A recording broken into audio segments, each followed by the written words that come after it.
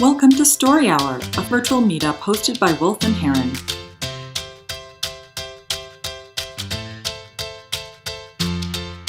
So December 31st, 2019, as I was waiting for the new year, the new decade, I uttered, this is going to be my year. I'm sure many people probably uttered very similar things. But I was coming fresh off a successful event that my business hosted that fall of 2019. I had already booked some speaking engagements. I had other things lined up, and I thought this is the momentum I need for my business to really turn that corner and to really be successful. And then February came and March came. And as the pandemic was sweeping across the United States, I realized that the train was falling off the track. And while other people were having their work from home plans, I actually had a part-time job as an essential worker. So I was still going to work. Now, it wasn't anything glamorous like nursing or healthcare, but my day-to-day didn't change so much like everyone else's.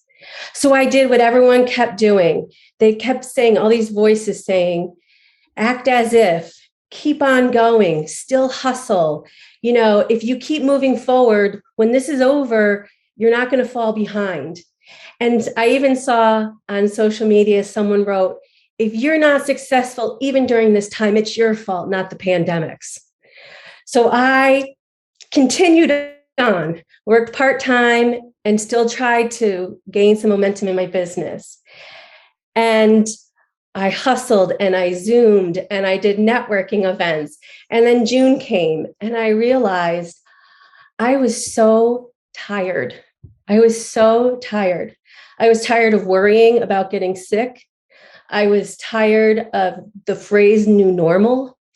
I was so disappointed that things got canceled and that things lost opportunities. And I was just so tired of keeping up with other people's shoulds. So I paused. I stopped Zooming. I stopped going to networking events. In fact, I did a lot of swimming that summer. I hung out with my brother. He had moved up from New York City. As a family, we created a bubble and we made s'mores by the fire pit. And I sat on the porch with my very aging dog and I read a book. And I didn't do anything related to my business, really, except I sat with my thoughts. And in the middle of all this chaos, while I'm pausing, I heard the truth. And the truth was that the reason why my business had been taking so long to gain momentum and all of that was because, to be honest with you, I was bored. I was bored with what I was going to offer people. I thought when I moved back here from Boston that I wanted to replicate what I had done in Boston. That would be very easy. Just take what I did there and move it home and do it at home. But I realized that what I was offering prospective clients, I wasn't even excited about. I didn't care to do lunch and learns. And honestly, I didn't want to do anything related to human resources. So in this pause, I sat there and realized that I needed to change some things. And so I went on 2 webinars in the fall of 2020. One was about marketing, and that helped me to revise my website. And then the other one was all around this book called The Pink Fish, which is by a man named Stan Phelps. And that webinar really, really helped me hone in on my new why. And so I came up with a plan of what I wanted my business to look like moving forward. And I narrowed down what I was offering to people. And I decided that I wanted to do more events. I'm an organizer of an event called Disrupt HR. And that's really where I find a lot of passion, is disrupting the status quo of human resources. Because, well, it's human resources. And so I went in and I changed my offerings and I thought of really what I wanted to do. And without having stopped, if I had kept going, I might have come up with the same sort of revelation. But I think pausing really allowed me to sit quietly and come up with it faster. And I think people are afraid to pause because they're afraid they're going to lose momentum. Or like people said, you're going to fall behind if you don't keep going, if you don't keep hustling. And if they pause and decide to pivot, which is what I did, maybe people see that as a failure, that you didn't hit the mark of what you originally intended to do. And so what I learned, though, is that the pausing allows us to breathe, and it allows us to take stock and to maybe make some new decisions and realize that we're not going to fall behind because we end up exactly where we're supposed to be. Thank you, Lynn. Thank you so much for sharing. The nerves. Yeah, no, but it was beautiful. It was beautiful. And why not be nervous here instead of the first time you do it in front of 50 people? That's true. And it matters so much more. That's very true. So get him out of the way. Yeah. Is there anything that you would share with us about when you would imagine using this story briefly? I don't have an idea. I am working on developing some type of talk just around in general about doing things later in life and the perception of how once you get to a certain age, you're not as valuable any longer, and challenging that perception, which plays into why I started a business and when I started it. And I'm much older than 20. So, so I mean, maybe weaving it into that a little bit, but I don't have a specific time. Okay. All right. So what was powerful about that story? What should Lynn hold on to? Oh. Yes, Carol. Yeah, Lynn, about, I don't know, 3/4 of the way through the talk, you were talking about HR, and there was a section where you lit up somehow.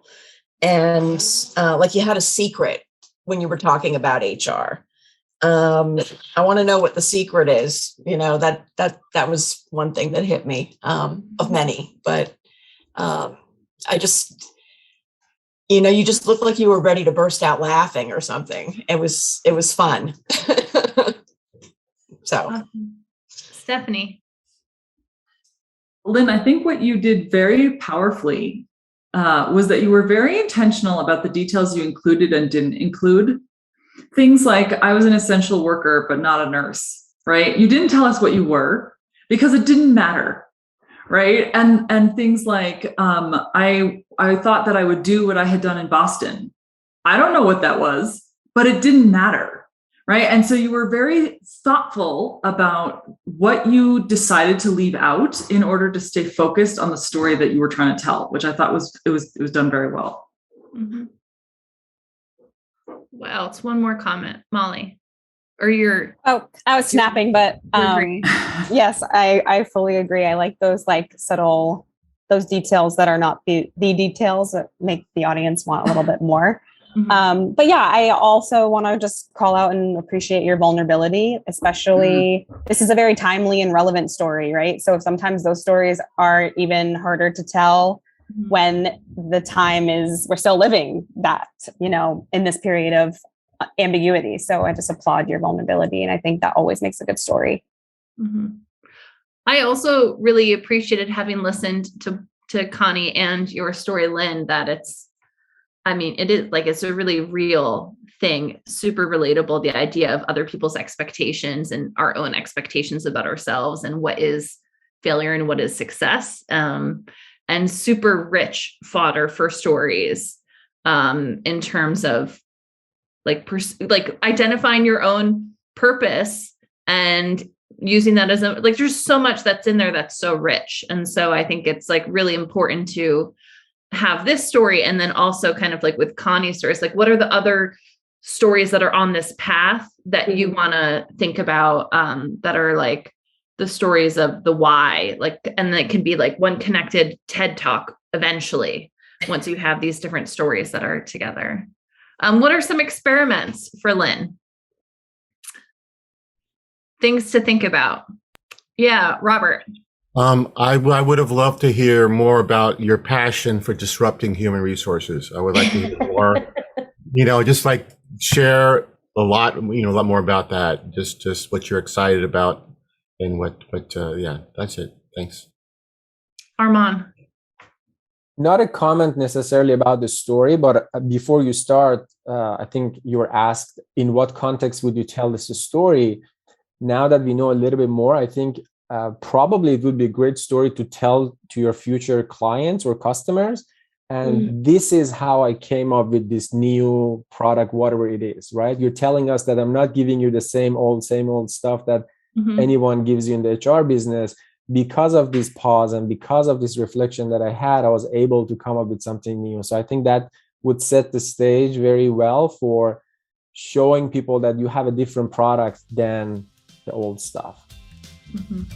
Thank you. Thank you for the feedback. And thank you again, Lynne, for sharing your story. Thank you. Visit wolfandheron.com to find out more about our story hours.